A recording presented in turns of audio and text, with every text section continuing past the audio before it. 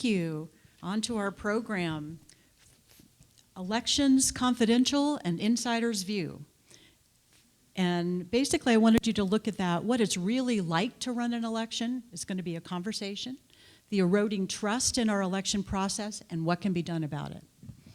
First, we want to thank our sponsors. So KNCO is a local gem. I know many of us listen to it. And with that, you come away better informed. And I know when we moved here, it helped us feel a part of the community. They're wonderful. The next one is West America Bank, another local gem. And for these two sponsors, we want to thank Bernadette Sylvester. You can raise your hand again, who is affiliated with the organizations and brought in their sponsorships. We also have a third sponsor who's also an AAUW member, Karen Hall, Bodacious Blooms. It's a peony farm, and I think they also have more than just peonies. And she's in the farm because now's the time they're collecting flowers for Mother's Day, so she's not here today. But you can go to bodaciousblooms.com and order beautiful bouquets, and I've done it many, many years, and they're just wonderful. Thank you to our sponsors. So let me make sure I don't get off track here. So first of all, today we want to look at, the majority of today's presentation is going to be about elections, but we also want to look at women behind the scenes and in front of the scenes who are civic leaders and in government. And so that's another part of our story today. And as you may know, that AAUW is a very engaged civic organization, and because it focuses on issues that empower women.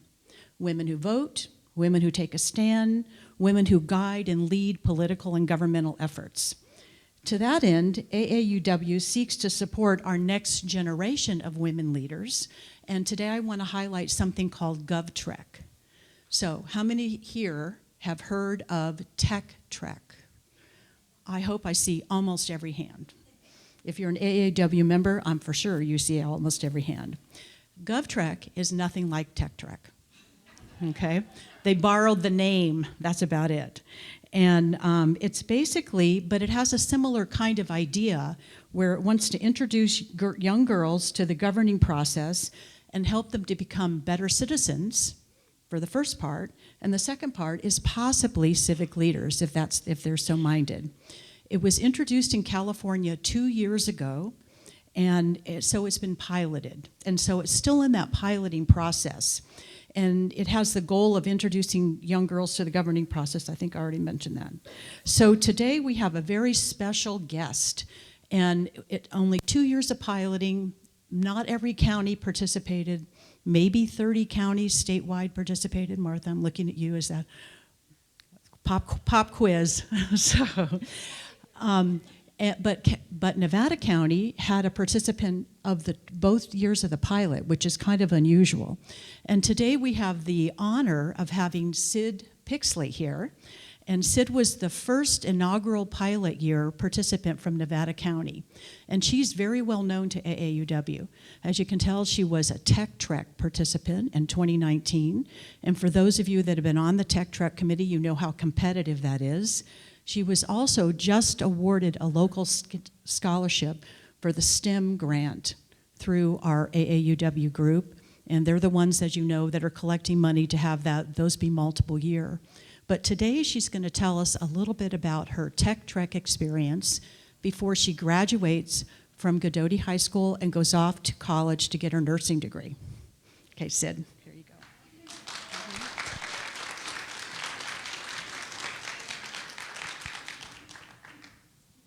Hi everybody, thank you so much for having me. To start, I love the graphic. I really try to make sure I look like the silhouette of that girl at these events. So I want to tell you guys a little bit about myself. As you know, my name is Sidney Pixley. I'm 18 years old, and I'm currently a senior at Godoti High School, where I'll be graduating in just a few short months. I'll have 2 degrees from Sierra College, my high school diploma, and be valedictorian in my graduating class. And as I was introduced, I'll go on to college to study nursing. I want you all to know that civic engagement and empowering women in leadership is something I've been committed to for almost a decade now, starting with my very first role in student government so many years ago now. I've also attended very valuable and enriching programs like Tech Trek, Girls State, and what I'm here to talk to you about today, GovTrek. To begin, I think it's important to give you some logistics on how this whole thing was set up. So the first meeting consisted of general program information and an introduction to who our group's leaders would be. And the meetings following this first day began with a segment that included everyone from all the groups that outlined our expectations for the day, what we'd be working on, learning about. And this was followed by time to work in our selective group campaigns, and we had 7 of these meetings via Zoom from 10 to 12 on Saturdays. And additionally, there was a very special session dedicated entirely to guest speakers, such as female politicians and leaders in our local community and state as a whole that I think is important to share a little bit with you about. During this session, we had the opportunity to actually talk with these legislators and government officials, and we actually even received a video from Nancy Pelosi. We had women in a vast array of government positions share their stories with us. They took questions and gave us insightful and honest answers. They showed us not only what it meant to dedicate ourselves to civic engagement, but really helped us understand what it meant to get there and to go through that journey to get there. And it was important to see how different that looked for all of them. This had to be some of my favorite moments of the program, listening to them speak about their work experience and their stories, because there was so much truth, there was so much empowerment, and there was so much honesty that everybody in that meeting felt, even though we were spread out all the way across California and over Zoom. So back to these individual sessions. After we were assigned our roles, be it candidate, manager, and so on, tasks, responsibilities, and the formation of a game plan, so to speak, began, and I have to tell you that this was nothing short of incredible to witness. Ideas were bouncing off of each other. Desire for change and advocacy began to shine through, and we grew to understand just how passionate we all were about these topics and how proud we were of each other for being there, wanting nothing but to make a difference. So I've told you a lot about how excited we were and that we wanted to make change, but if I were you, I'd probably be wondering how we actually did it. The first step was deciding what we wanted to run for, from city government to President of the United States. As the candidate of my group, I chose to run for governor of California because I felt that issues surrounding the state would be pretty familiar to us and pretty close to home. So we next needed to decide on a main platform to run on, basically an issue that we saw and how we wanted to fix it.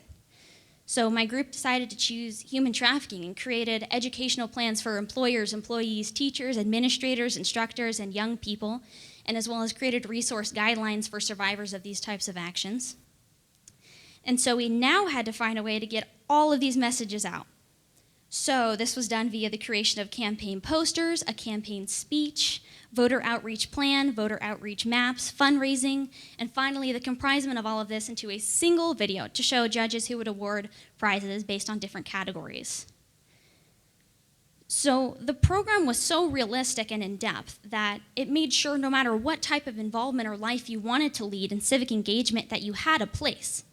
It truly covered every base of a campaign and what it meant to be a leader in your community, and honestly redefined what it meant to be a leader for me.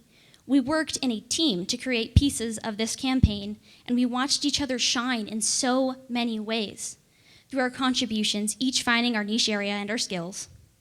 We knew that even if we didn't win, we had learned so much throughout this process that made it so valuable. Working closely with young women I didn't even know from all across the state, who all had a common interest, was amazing. I'll never forget the fire I saw in their eyes and how that fire illuminated their drive. For an organization like yourselves that centers its mission on the advancements of equity for women and girls through advocacy, education, philanthropy, and research, I can assure you that this is the perfect program to invest in. If you want to continue helping the next generation of fearless leaders do what it takes to change the world, preparing them adequately for the intricacies of civic and political work, and teaching them to harness the unmatched power of a girl with an aspiration to do something greater and set her heart ablaze, then please keep doing what you are doing such an impressive job at and have done such an impressive job at for years, and continue to support the GovTrek program and programs similar to it. Thank you so much for your time, and please feel free to reach out with any questions. Thank you so much.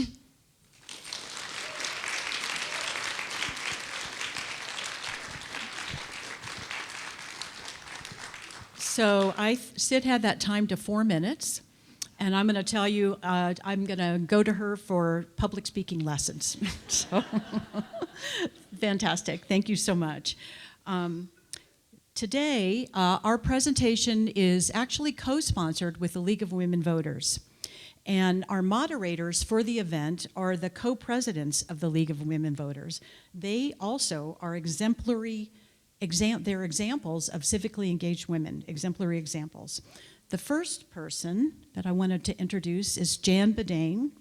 And Jan's enthusiasm for all things political was established as a teenager when she joined the ongoing protest at Rocky Flats Nuclear Weapons Facility in Colorado, and quickly found her passion for activism.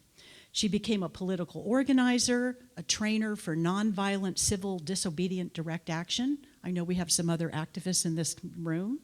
A trainer for large group facilitator, election campaign worker bee. However, guess what? Activism doesn't always pay the bills. And so she now works in nonprofit development, which I think is equally activism work.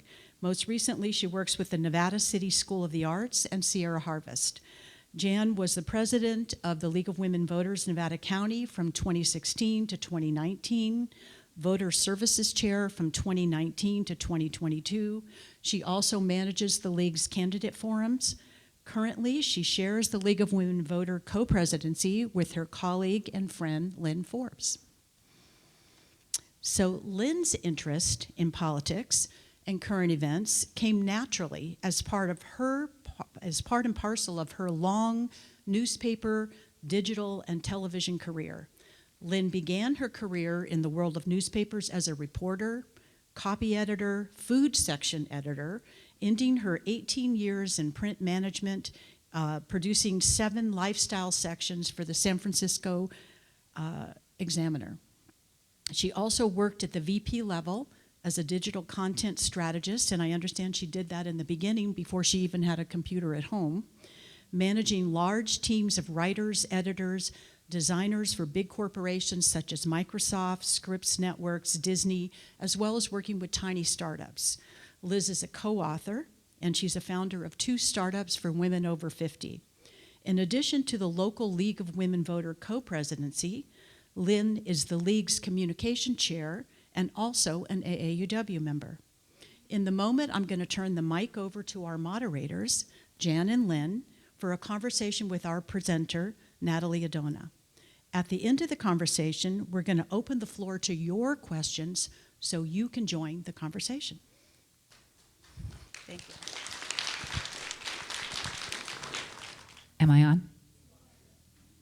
Sidney Pixley for president, everybody.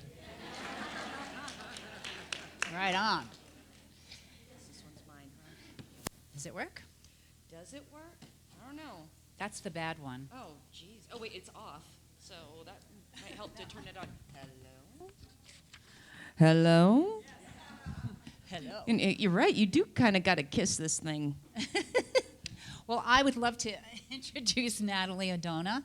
Natalie is the clerk, recorder, registrar of voters for Nevada County, California. Natalie has been with Nevada County since 2019 and was elected to the office of the clerk reporter in in June 2022. She is a board member of the California Association of Clerks and Election Officials, representing the Motherlode area. She currently serves as the chair of the association's Constitution and Bylaws Committee and the chair of the Membership Committee, and Natalie is also a member of the County Recorders Association of California. Natalie participates as a member of Issue 1's Faces of Democracy campaign, which helps decision makers better understand the current challenges faced by elections officials and the need for consistent funding in election administration. She is also an advisory board member of the Election Official Legal Defense Network, a member of the bipartisan.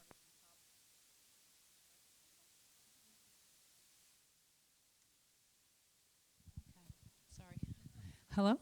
Where was I? Advisory member of the Election Official Legal Defense Network, a member of the Bipartisan Policy Center's Elections Task Force, and a member of the editorial board for the Journal of Election Administration Research and Practice. That's a lot of words, wow. Natalie holds a BA from the University of California, UC Berkeley, a JD from the American University Washington College of Law, an MPA from American University School of Public Affairs. Natalie has completed the Certified Elections and Registration Administrator credential from Auburn University, a nationally recognized program tailored for election administrators. She is the co-author of Understanding the Voter Experience and the co-author of Stewards of Democracy. We are so lucky to have Natalie as our clerk recorder. We really are fighting and working so hard for the voters of Nevada County. So we've got our, Jan and I, first off, really appreciate being here because our two organizations share so many, first off, a history. I know people are members of both groups going way back, as well as shared values and goals, and we're really appreciative. We're really happy and grateful to be here. So we've got our questions for Natalie. We're hoping to make this not so much an interview, but a conversation into three parts. The first part will be a little bit about Natalie herself and her background. Then we'll go into Nevada County election-specific topics, and then we'll go into some national topics. We'll see how far we get. Okay. Okay, we got to get going on the first question is like, Natalie, how did you figure out that when you were 10 years old, did you say, I want to be a clerk recorder someday? How did you decide you wanted to make a career out of elections? And how did that lead you to being our registrar? Well, thanks for the remarkable introduction, and thank you all for allowing me to be here. Man, I mean, I wrote this bio, and I sound like a nerd, man. Yeah, my goodness. Whoa. All right, I better cut that down a little bit. But anyhow, it was a mouthful. I appreciate it. So I think with most people who enter into the profession of election administration, it is by happenstance. Just before I sort of get into it, we sort of mentioned that I have a sort of research background as well. In this report, the Stewards of Democracy had sort of surveyed local elections officials, and through that survey, we discovered that about 80% of election administrators around this country are women. So this is clearly a sort of remarkable path for women. We don't, really understand why it is that so many women happen to fall into this line of work, but we do, and I think it's pretty cool. So I started out actually as a temporary worker, which many of us do. I was a poll worker way back when, and I thought, oh, this is kind of cool. Then I discovered at UC Berkeley there was actually a program that was studying poll worker training. This was through grants from the Help America Vote Act to better understand election administration and election officials, and I basically begged the lead researcher to let me help, and she took pity on me. She remembers me actually from back in the day. She's the head of the statewide database sort of research. So anyway, that led to me getting my first job in the city and county of San Francisco training poll workers in the 2008 election, and then again in Alameda County in 2009. If you remember what the world was like in 2008 and 2009, there was something like a housing crisis, or so people say. So governments were shrinking, and as much as I wanted to sort of be a permanent member of the team, it just wasn't the right time. So, I sort of went on this research track of, sort of studying elections and voting from the administrator's point of view. Eventually, went to Washington, D.C. to go to law school, get my master's degree in public administration, all with the eye in mind that I'm going to focus on elections. And it wasn't until 2019 where I discovered that there was an opportunity in Nevada County to actually re-enter local government. So, I applied for the job, not really thinking that much about it, and then Greg Diaz called me and said, I'd like you to come on board. And I went, oh, okay, well, I guess I have to figure out how to schlep all my stuff back to California. So I was, so really happy to come back home, to be closer to all of my family and friends, and to serve this wonderful community. So And you were raised in Vallejo? yeah, Okay. yeah, 707, baby. So you were more or less coming home. So that's kind of cool. Do you remember your first presidential election? Voting in your first presidential election? Oh yeah, my first presidential election that I Abraham voted Lincoln? in. Oh shoot. Actually, it was in 1996, and I voted in Solano County, and at the time they still had the butterfly ballot. Remember the butterfly ballot where you had the punch card and the stylus, and you get this piece of paper that looks like a Scantron. Sidney probably doesn't know what a Scantron is, but we used to use a Scantron to take all of our tests, and this was a punchable one, the hanging chads and stuff like that. It was one of those, and I remember pulling it out and going, well, I guess they'll figure out how I voted because I couldn't verify anything on there. But yeah, it was all the way back. That I think I still have my ballot stub somewhere. Right. That's awesome. So getting back to your current role here in Nevada County, what is the hardest thing you've had to handle as an elections administrator here in Nevada County? I think there a couple of things. One, the level of expectations from the public that everyone be perfect. Elections are a human endeavor. No election is completely perfect. There are always, some little errors that happen here and there, but sometimes those errors get blown up into, either you're completely incompetent or you're a political operative and you did it on purpose. You can only be one or the other. You can't be both. But I think where it's really felt is in my staff, and they sort of get really nervous. And I don't want them to be, because elections are fun. They're a lot of fun. And sometimes mistakes happen. But the expectation that you be perfect or else, is really difficult. And I think the other thing is, sort of the communications that are now required, with the sort of rise of use of the internet. Everyone expects that information be instantaneous, that results be instantaneous, that everything happen right now because we need to know right now. I understand, because I want things to happen quickly too, but democracy, as it is, sort of goes in America, it is a slow process. Sometimes we go as fast as democracy allows us to go, communications with, how much printed materials, how much postage, how much, everything that goes into it, branding, everything, it gets pretty expensive, and that is a cost that is borne on you, the taxpayers. Ultimately, we get some reimbursements from the state, but not much. So, it is, really an effort to, try to make sure that you get all of the information that you need to be able to understand your ballot and to be able to vote and to get the results. And it is a endeavor of a lot of love and a lot of planning. Hard job.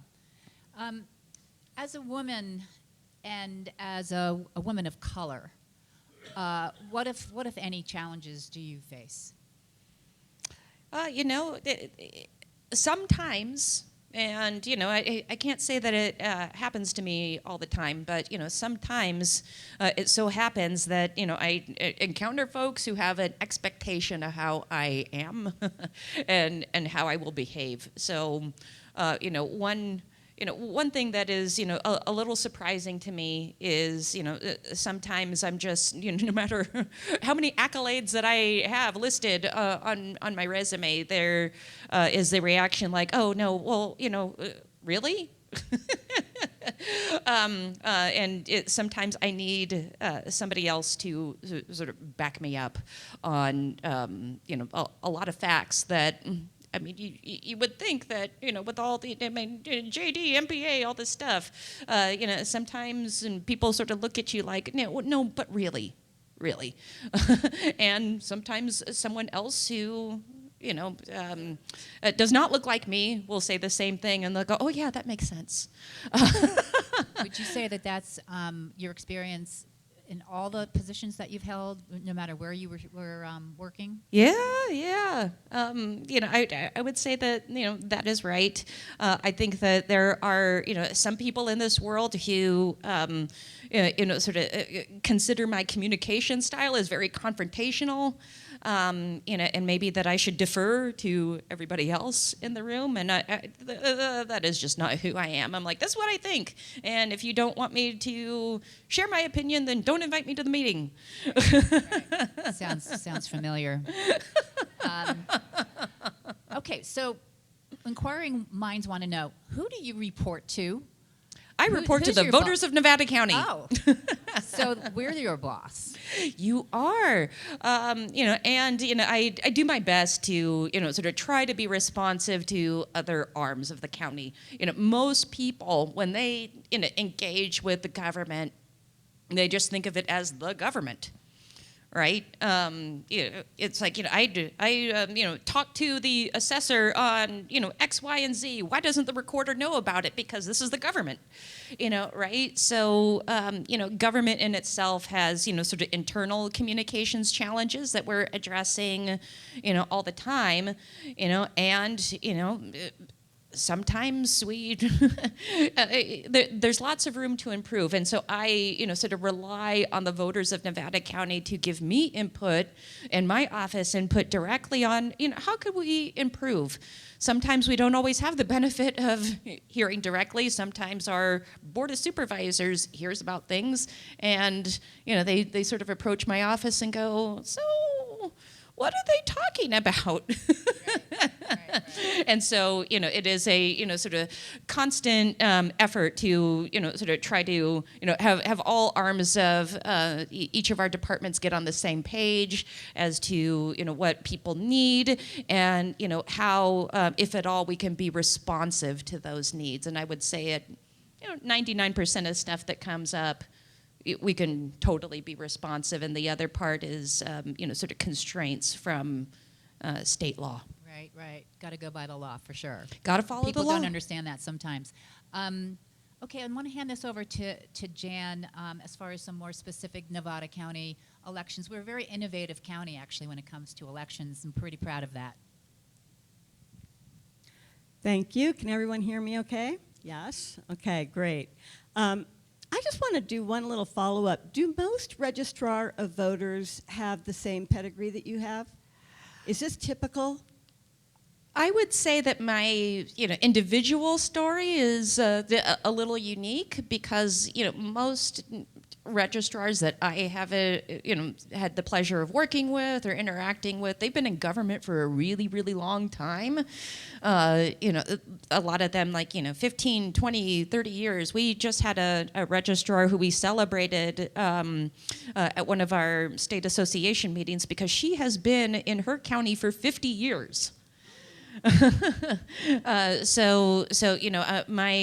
sort of, dipping my toes into government and the nonprofit sector is not very typical.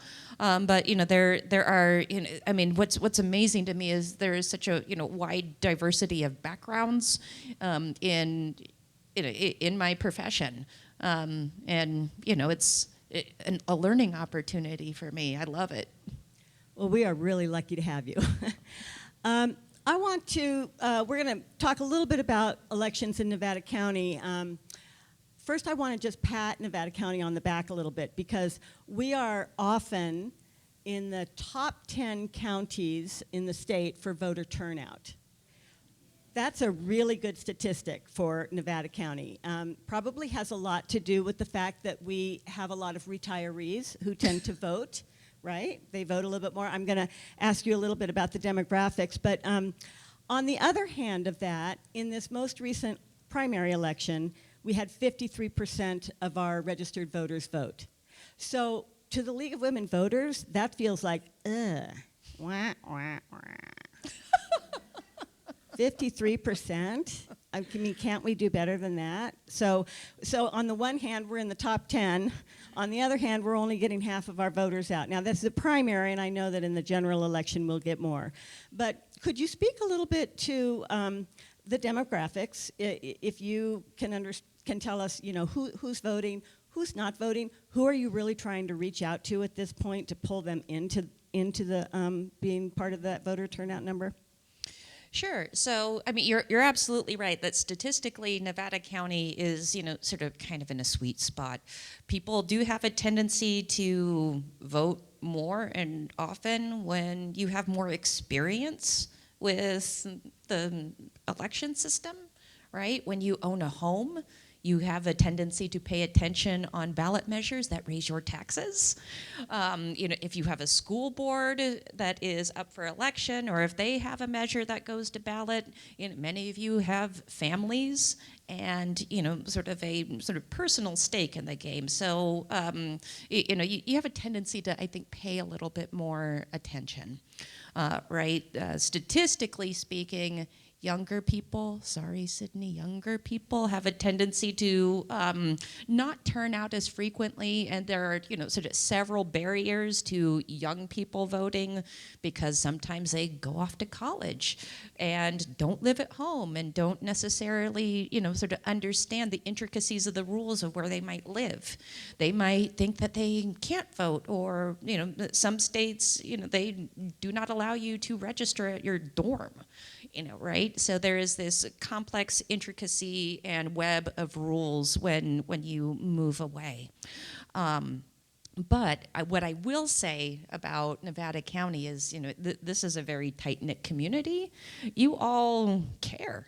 You all are paying attention. You're, reading the Union and listening to KNCO and, sort of really sort of involved in the day-to-day efforts of the community. And when you have that sort of investment, you start paying attention to, well, who are the decision makers? And, where can I see that the county is doing good? Where can I see that there are sort of opportunities for improvement? So that sort of investment makes you more likely to vote than maybe, say, a bigger county. I joke with Dean Logan a lot. He is he's got my position in Los Angeles County. Very, very different electorate, right? Very sort of more racially diverse, diverse, sort of in terms of, politics and, sort of a lot of things going on there. They've got like 80 cities in Los Angeles County. It is very hard to communicate with Los Angeles County voters. So, and there's a lot of people coming in and out, sort of living and then moving away from that area. So you get very different levels of turnout in a big county like that. They have 5.5 million voters. I have 75,000 registered voters. It is just a sort of very different sort of ball game. So, when you sort of look at the turnout statistics and you might say, well, what's up in a, big area like, this or that, it's, the bigger your denominator, the lower your percentage, right? So that's sort of a math problem. To the sort of comment that, maybe we could, do better because 53% feels low. I think there is always an opportunity to raise turnout, right? I rely on organizations like y'all's and, the league and everyone to, sort of let people know why elections are important.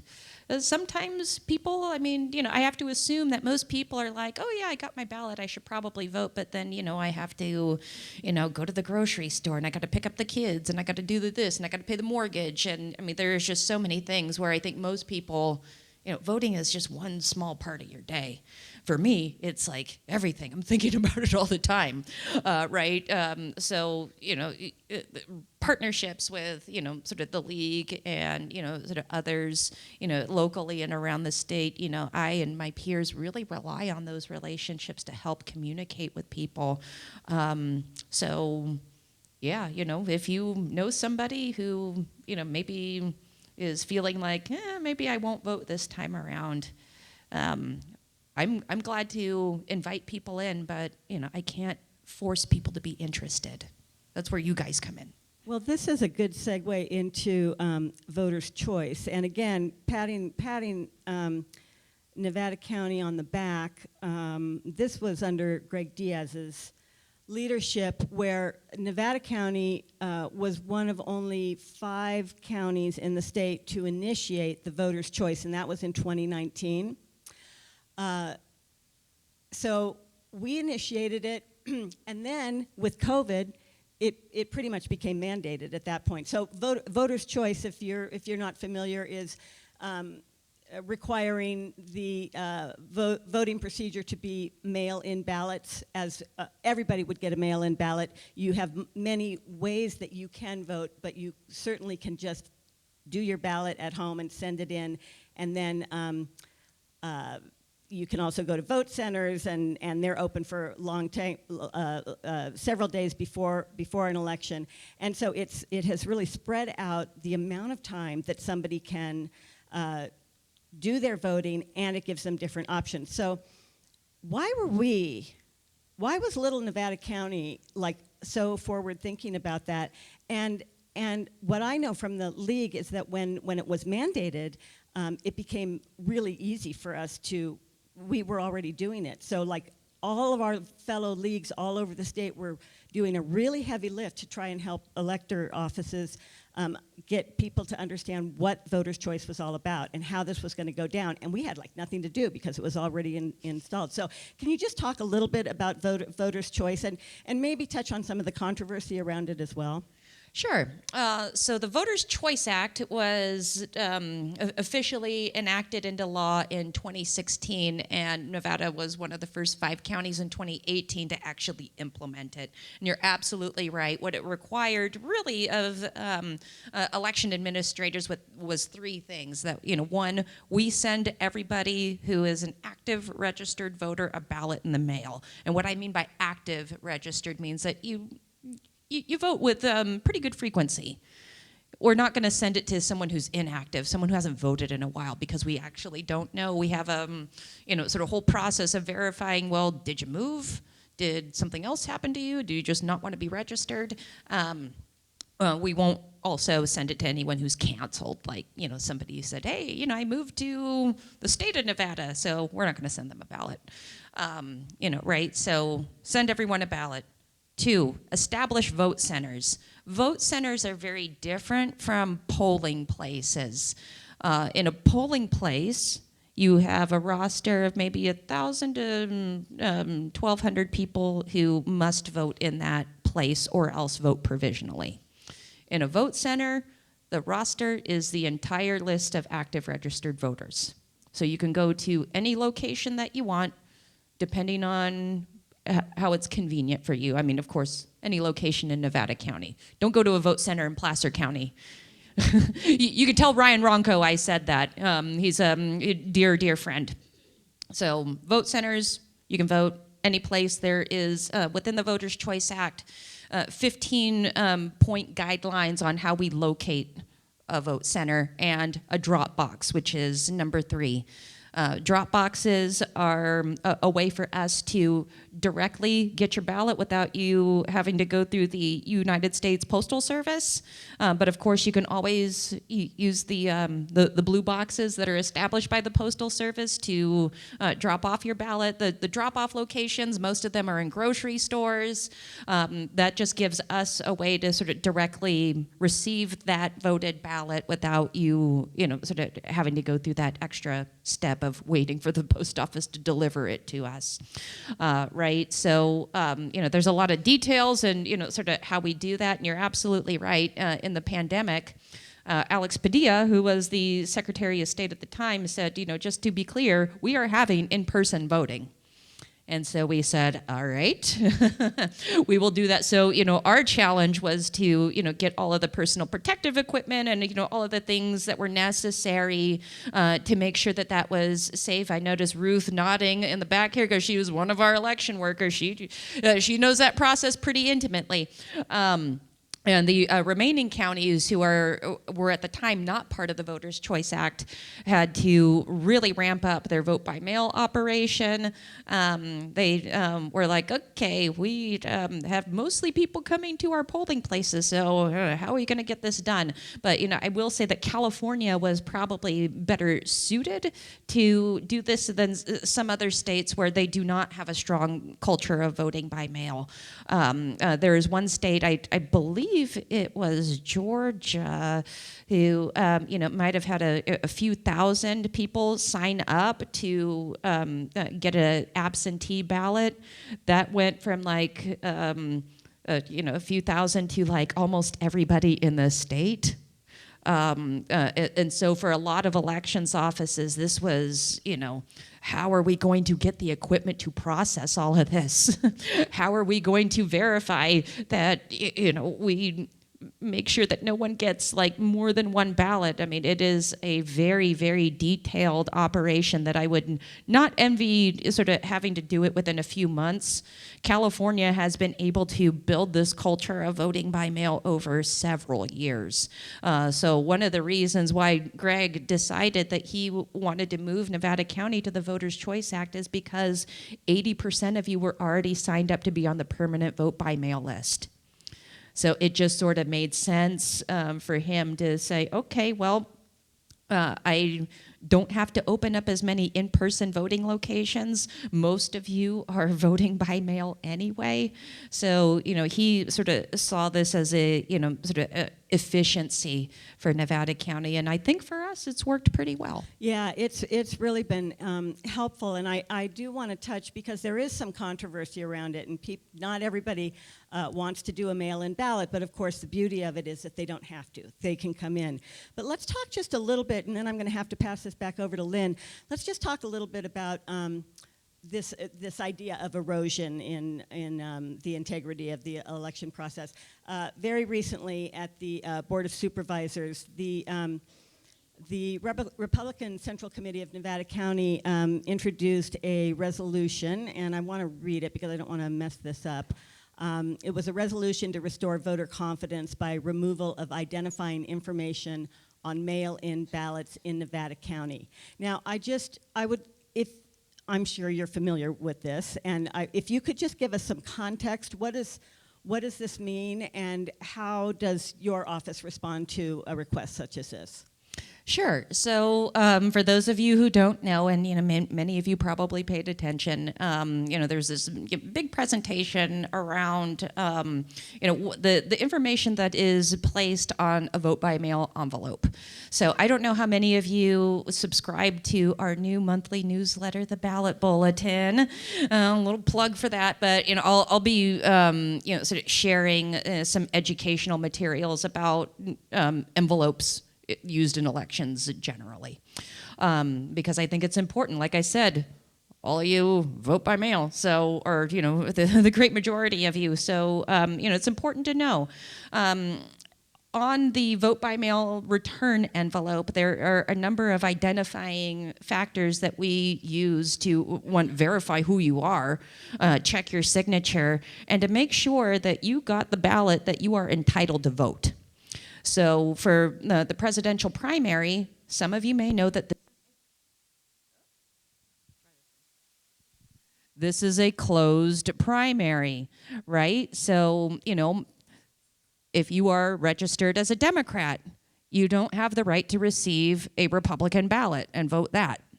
And the same is true for any of the certified political parties. So one of the things that we make sure to do is that the vendor that sort of prints and sends out all of these ballots to you puts the correct ballot in the correct envelope, and that when you return that ballot, that we know that you are returning and voting the ballot that you are entitled to vote on. So, let me take you through a hypothetical. We sort of don't have this information readily at our fingertips. We well, one, we would have to look in our database. It is a time-consuming effort to make sure that you have all the contests and everything that you are entitled to vote on. It is much easier to sort of have that on your envelope. And imagine for a second that say we didn't know any better, and someone was like, I'm going to take this ballot to Kinko's and make a bunch of copies of it, and let's make this coordinated effort to vote for the other party's weakest candidate. We want to make sure that you are returning a ballot that we know you have the right to vote on, because you should be able to pick your strongest candidate for president in this case, right? So we need to know, okay, well, we know that, Sally voter, is registered as, no party preference, and they are getting the nonpartisan ballot and not some other ballot that is not authorized by a party that does not open up their primaries to no party preference people, right? Understand a little bit? So what the Nevada County GOP was asking us was, just don't print the party information on the November ballot. Well, we're not. By operation of state law, that can't happen. There's only one type of an election where that level of information may be printed on there, and that is presidential primaries, because they are closed. Any other election, we are prohibited from doing that, and we wouldn't do it anyway because it's a piece of information for other elections that is not useful to our office.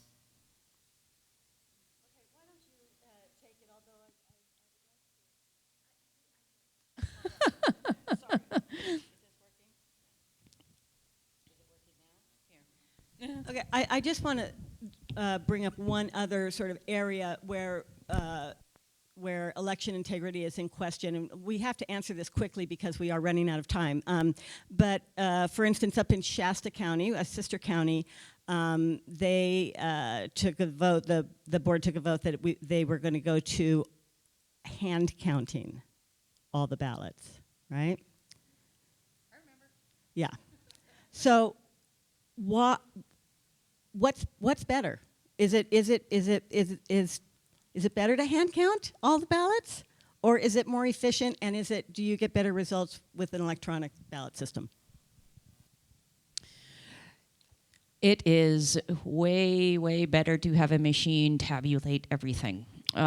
So there is a sort of belief that is not supported by research that somehow humans are better at repetitive tasks like counting ballots. And the example that's often brought up is in France they hand count everything. Okay, so there's some things to unpack there, but one, in France they have one contest on the ballot. How many contests did we have on the last ballot? Like a lot. President and U.S. Senate, two opportunities for U.S. Senate, partial term and full term, and then you had Central Committee contest and measures and all this stuff. So if you're only counting one thing, and if you never allow for vote by mail, it is very easy to be like, okay, here's one candidate, yes, no, yes, no.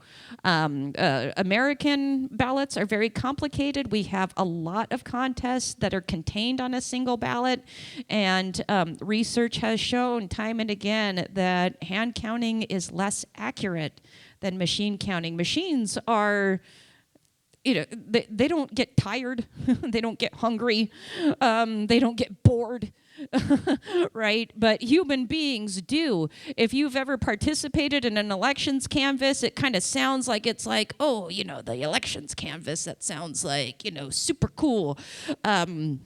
It is pretty dull, and sort of manually tallying everything is it is just not accurate. Even in a batch of 10, it is hard to just count sheets of paper, let alone each and every contest where you need a sort of panel of 4 people, one, 2 who are recording, 1 who is watching, another who is doing sort of this QA check, and to do it for in Shasta County, they have, I think, 100,000 registered voters. Can you imagine counting more than 10,000? I mean, this is a massive human endeavor. There are reasons why we invented things like the abacus and a calculator. It is not because these things are just well, I thought that might be a good idea. No, we build them out of necessity, including voting machines, and we want them to, be accurate. We want our results to come in more quickly than years or months from now, right? So, the thing that our office does is, we test all the equipment before the election. We make sure through a 1% manual tally of the results that those results match what was sort of tabulated by the machine. So we do have a lot of quality control checks. The Secretary of State's office does a sort of massive certification effort of all these equipment.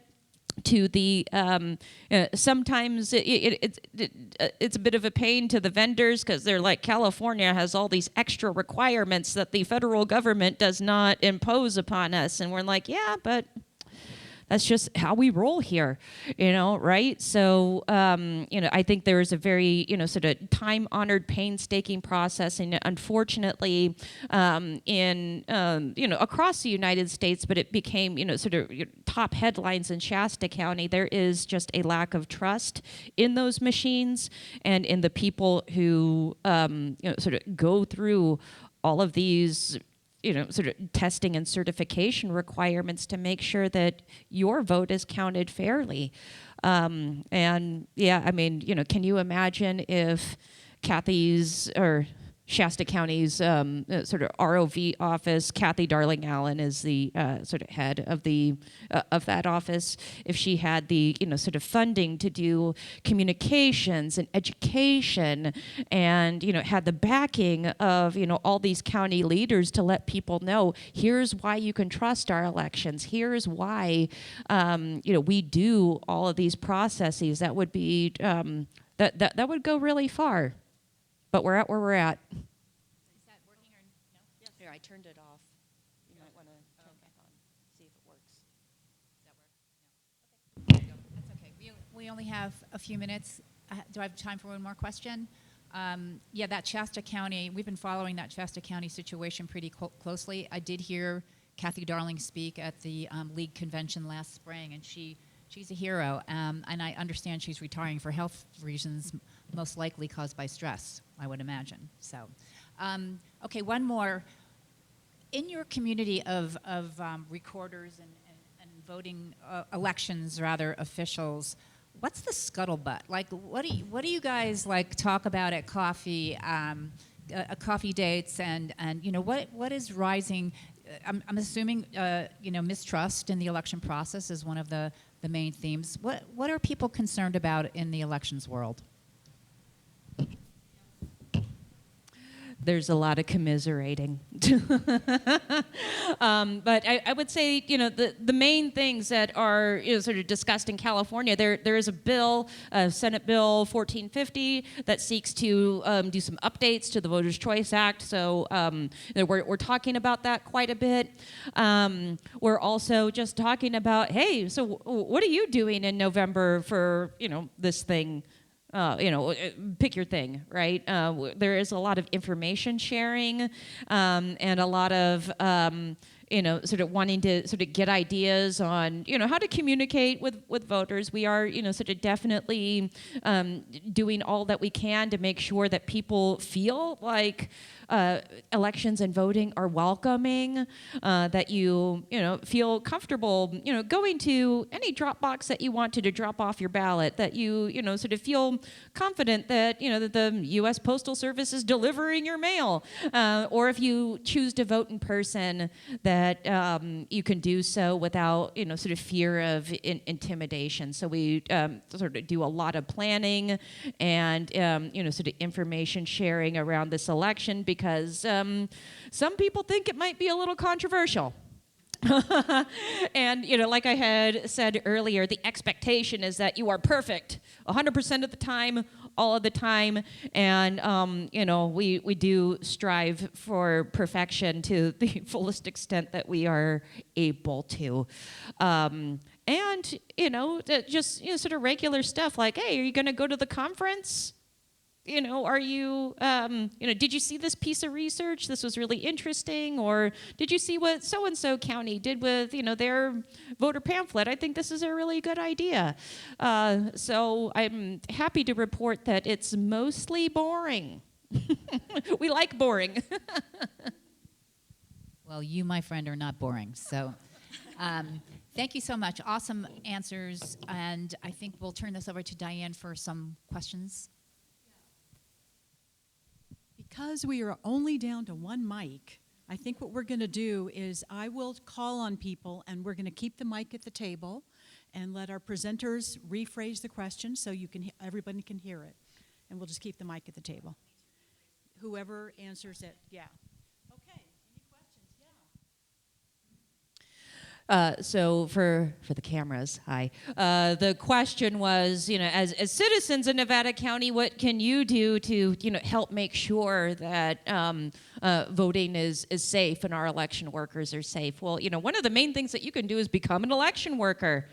It's fun, I think. Well, I mean, but I'm a geek. But, just contact our office and become an election worker. But if you don't have time to do that, one of the things that, you can do is to, please do keep it positive. I know that, we are all very concerned about, the state of our democracy. No matter what side of the aisle you're on, you're worried about something connected to the election. And what I would say is, have a healthy amount of worry and, sort of keep it civil. Do not allow people to make you mad. So, one of the things that we have, sort of been informed on with our Secretary of State's office is this persistent threat of people using social media to make you mad. And it is a calculated operation, mostly sort of perpetrated by foreign countries that do want to pit Americans against one another. Please do not let that happen. If you see a social media post that just makes you supercharged and angry, think for a second. Who is trying to make me feel this way? So we do have intelligence, at the state level that countries like, China, Iran, Russia are trying to use social media to make enemies out of our own people. So, please listen to others, de-escalate. Try not to be like, well, you're a bad person. You can still respect somebody and not agree with them. Remember that? So, I think, sort of helping to cool down the temperature and, participating in the election. Let your friends know, hey, I had a front seat to this process, and here's why I think our votes are protected and okay.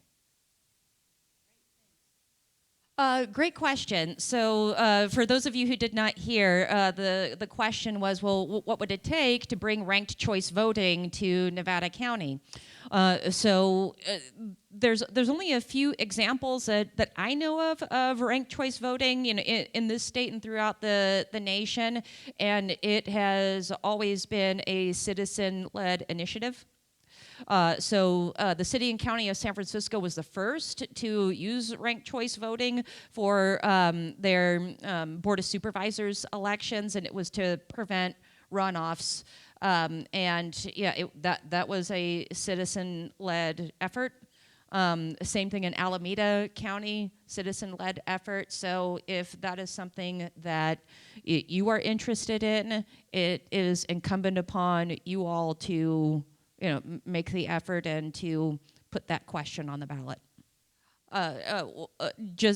one quick follow-up. So if you want to know more about how to create a citizen-led initiative, we do have reading materials on our website, and you can feel free to talk to our office about what all of that is, but it involves petitioning, and there's some involvement with the Board of Supervisors, but the extent of that sort of depends. I just want to add very briefly that I don't know if you've done any online research about this, but there's an excellent website for ranked choice voting that gives you all the sorts of information that you're asking, Susan. And I'm really glad that you asked that question. It was on ours, but we ran out of time. So, great comment. So, for those of you who did not hear, just a little bit of a description of how we process vote by mail, and could there be educational materials that are included in some of the materials that we already send to you, like perhaps in the ballot or in the voter information guide. I can certainly look into sort of offering a flow chart of sort of just a high level view of how all of this works, but sort of very quickly, when we get a voted ballot in the mail, the first thing that we're going to do is put it through our mail sorting equipment, which also acts as signature verification. And so we have that machine compare against the signatures that we have for you all for your voter registration. And so we're automatically able to verify about 40% of your signatures. So good job keeping them consistent. For those of you who maybe don't have a very consistent level of sort of signing, the rest of them are verified by two people in our office to make sure that we're pretty confident that you are who you say you are. So make sure you sign that envelope. Sometimes we have to follow you up with a letter or a phone call saying, hey, you forgot to sign the envelope. Can you come in and do that? Or sometimes there's a mismatch. And for the most part, it's because somebody maybe had a catastrophic medical event, and maybe their signature doesn't look exactly the same. There's very, very few examples that I have of somebody trying to forge a signature, but we would catch that. And we do contact the voter, and they're like, oh, that's funny because I haven't voted my ballot yet. Ooh, okay. And those kinds of incidents, like I said, they're very few and far between, but we would forward that over to our district attorney. Right. Yeah, sure. Great question. So, for everyone, there was a lawsuit. It was actually something called a writ of mandate to get us to release certain records under the Public Records Act. So, the Public Records Act is our sunshine law that keeps government accountable and transparent. So the request was for certain machine reports that coupled with other publicly available information could pose sort of a threat to voter privacy and to the security of voting equipment. And there was actually not any law or regulation that could guide my office into how to respond to this records request. It was highly unusual, and just really quickly, since the November 2020 election, there have been an increasing amount of sort of unusual records requests throughout the entire nation. You might have heard of cast vote records and some other records that you would not normally sort of think of to ask for. They're sort of very in the weeds. They're really wonky. But a requester had asked for them, so our office asked the Secretary of State, look, we got this public records request. We don't really have any guidance as to how we should respond. And so Secretary of State gave us a recommendation to not share the records because they posed, sort of very specific election security risks. So, we informed County Council. They agreed with Secretary of State.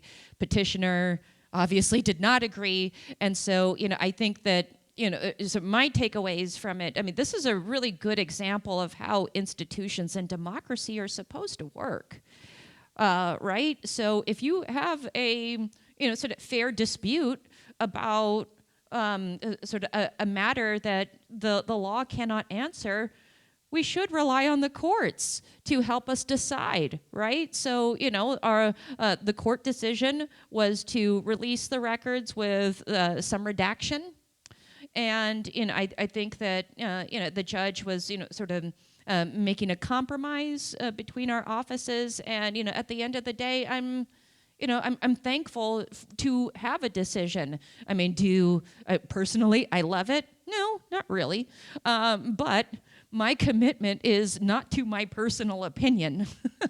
My commitment is to follow the law, regardless of what I may personally feel like. So we were happy to comply with the law, and I think that that's really important to sort of give weight to the law and to institutions who are responsible in this case for telling us what the law is. Hopefully that answers your question, Bob. Yeah, so for those of you who didn't hear, the types of information was the follow-up. So, there are sort of serial IDs for workstations, usernames for who operated those workstations, and, things like, batch numbers that could be traced back to, sort of other documents where you see, I talked about a cast vote record. So the cast vote record is basically a machine readout of what was voted on in every single ballot. And if you have certain information that can link up to that cast vote record, like some of the documents we were talking about, if you have a small precinct where there's only maybe 20 people registered and only one person votes in it, it is really easy to figure out how that person voted. All the political parties have access to voter history and to what precinct you are in. It is, for some people, kind of easy to figure out how you voted.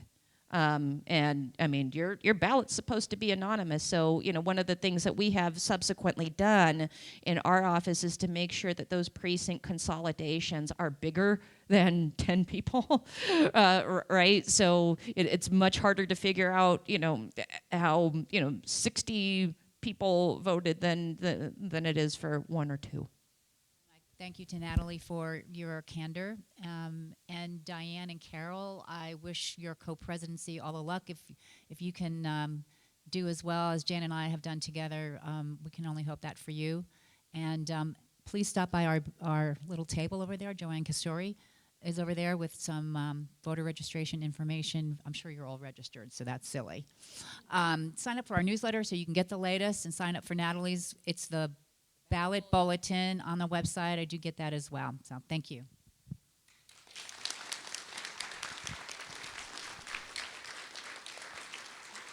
Thank you. So we hope to have a candid conversation, and I think we did that. So thank you so much. And I want to give a little walking hat to our League of Women Voter co-moderators. Thank you for walking with us, and thank you to Sid for walking with us. And for Natalie, we have an apron. It's going to be a busy year. Get cooking. So, thank you. So, all right. So thank you so much. Before I turn the mic back to Deb, I wanted to let you know that there is a little survey on your table that kind of is asks you about what you might be interested in next year. Be sure to fill that out and leave it on the table. And I was taken when Deb said, this is the last time I'll have the mic, because she has been our fearless leader for 2 years, and next month at the May luncheon, we're going to honor Deb as well as the new incoming people. But she has been a truly transformative leader, and we have been very, very lucky to have her. So since this is the last branch meeting, please join me in thanking Deb.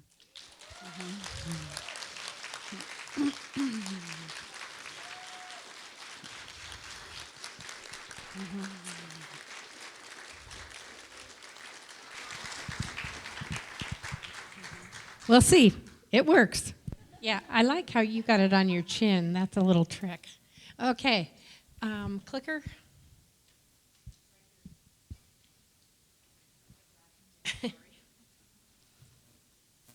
Thank you. Okay. Right. A few thank yous for today. Thank you so much, Natalie, Lynn, and Jan for our presentation, and Diane for putting this together. Excellent program. Hopefully you all learned a lot and were able to get a lot of questions answered. Thank you to the nonfiction book group and the writing group for bringing the refreshments today. They are responsible for what you got to eat this morning. To Lisbeth and the books, this is really a challenge to haul all these here for every meeting, and she faithfully has done it for years and years and years.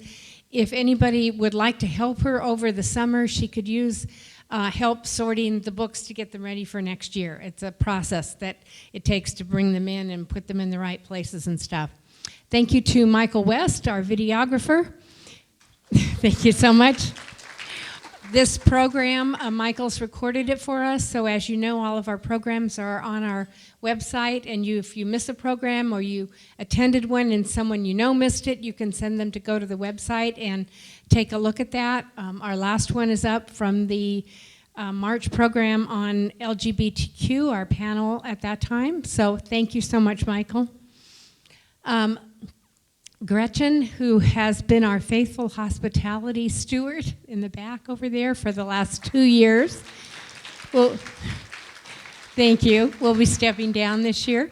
And Karen Quinn, our faithful Ways and Means person over there, buy quilt tickets today or pick up your swag. And also be sure and stop by the In Concert Sierra table over here on your way out and sign up for the tour. Thank you to Sue Van Son and all of the people that helped with setup, and those of you that are going to be able to stay and help with takedown today, thank you. We appreciate it. It takes a village to make this meeting work. And Martha, for your constant battery adjustments on these lovely microphones today, and all your help in supporting us with the AV and the work with that. And Joan? But she isn't here today, so okay.